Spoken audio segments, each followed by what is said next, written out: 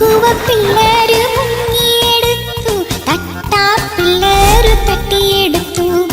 അയ്യപ്പന്റെ അമ്മ നെയ്യപ്പം ചുട്ടു, കാക്ക കൊത്തി കടലിലിട്ടു. മുക്കുവ പിള്ളേര് മുങ്ങിയെടുത്തു, തട്ടാ പിള്ളേര് തട്ടിയെടുത്തു. അയ്യപ്പന്റെ അമ്മ നെയ്യപ്പം ചുട്ടു, കാക്ക കൊത്തി കടലിലിട്ടു. മുക്കുവ